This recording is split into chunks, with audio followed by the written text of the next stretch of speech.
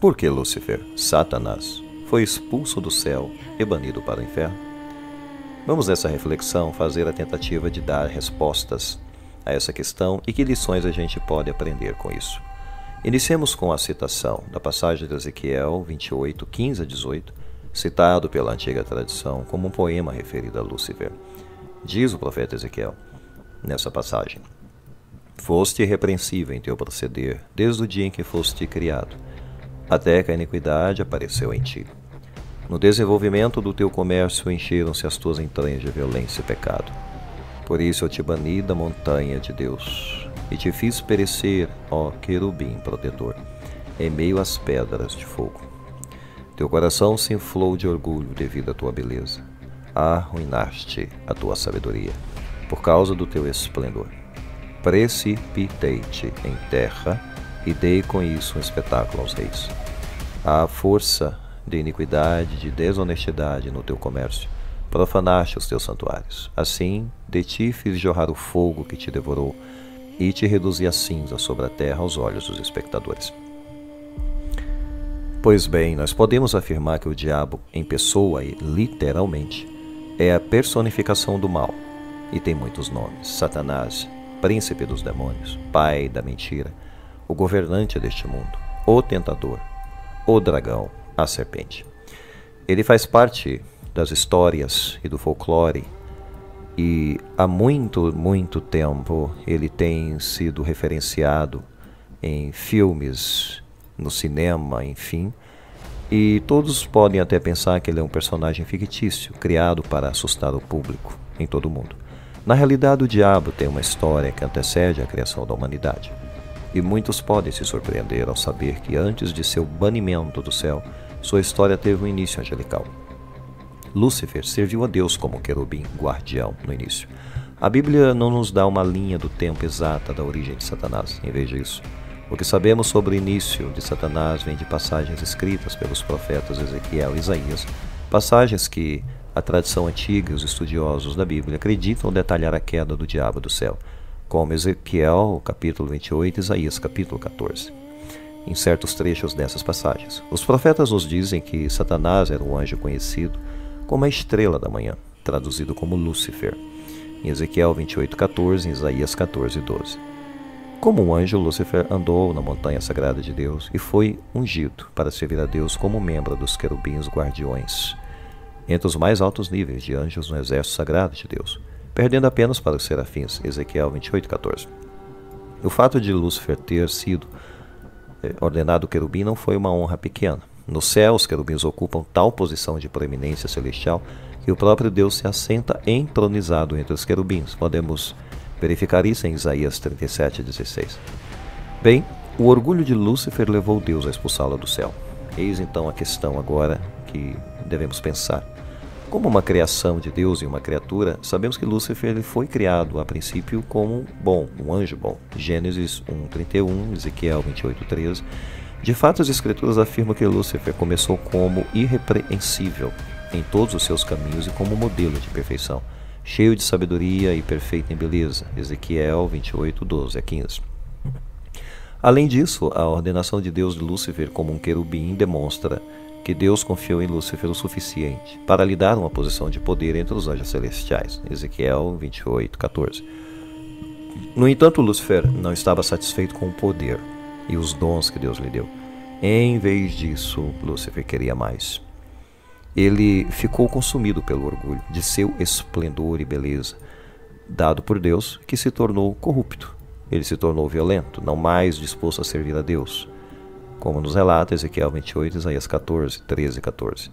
Esse senso de superioridade levou Lúcifer a usar seu livre-arbítrio para planejar ser maior que Deus e reunir um exército de anjos para ajudá-lo a realizar essa trama.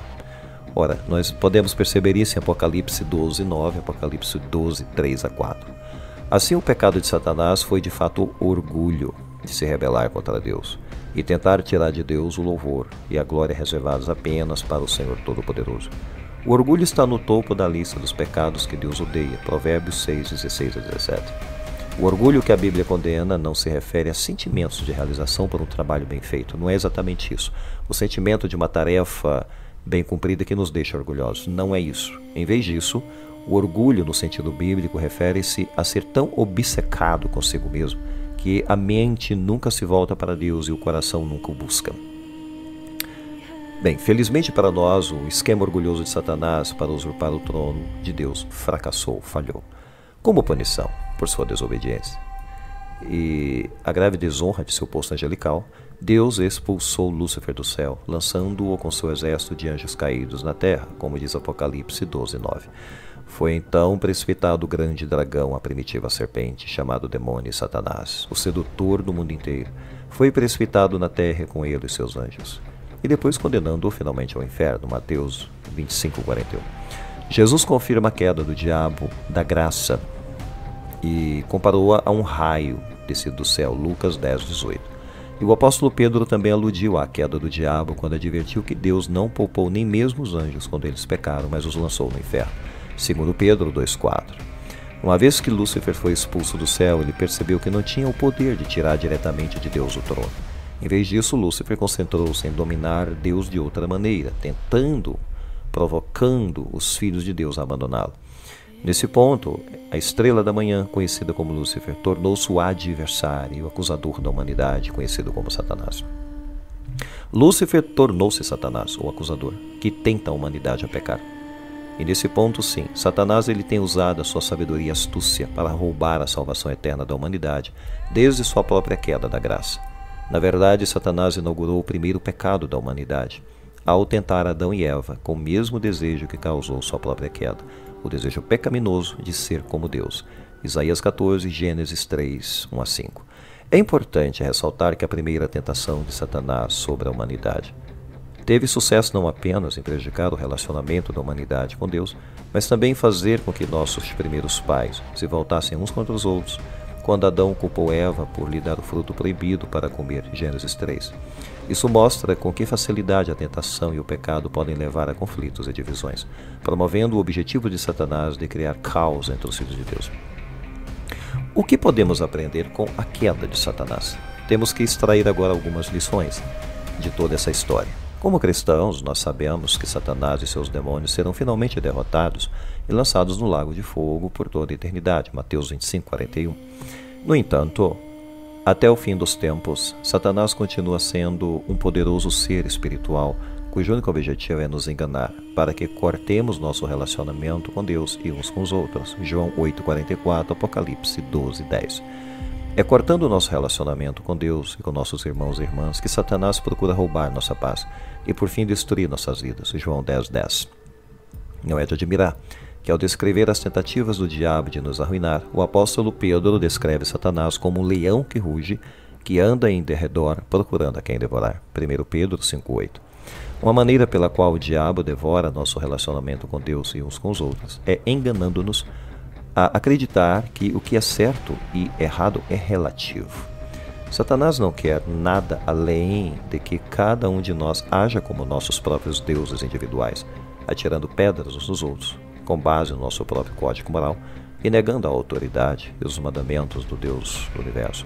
Para evitar cair nas armadilhas de Satanás, não precisamos procurar além da causa da expulsão de Satanás do paraíso, que é o orgulho. Eis a raiz do mal. O orgulho de Satanás foi o primeiro pecado cometido no universo e a humanidade tem sido alertada desde então que o orgulho precede a queda. Basta ler 1 Timóteo 3,6. Indiscutivelmente, todos os pecados estão enraizados no orgulho, se considerarmos que o pecado é colocar nossos próprios desejos acima da vontade de Deus.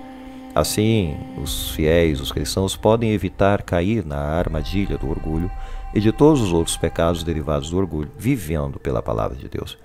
A palavra nos instrui a amar a Deus e uns aos outros, fazer todos os esforços para viver em paz e com todos e também orar pelos nossos inimigos. Se nós fizermos tudo o que tiver ao nosso alcance para refletir em nossa vida o amor, a paz, a humildade em nossas ações, podemos resistir a Satanás. mantendo o orgulho sob controle e nos submetendo à vontade de Deus, que promete se opor aos orgulhosos e exaltar os humildes. Tiago 4, 6 a 10. Pensemos nessas lições para a nossa vida. Louvado seja nosso Senhor Jesus Cristo, para sempre seja louvado.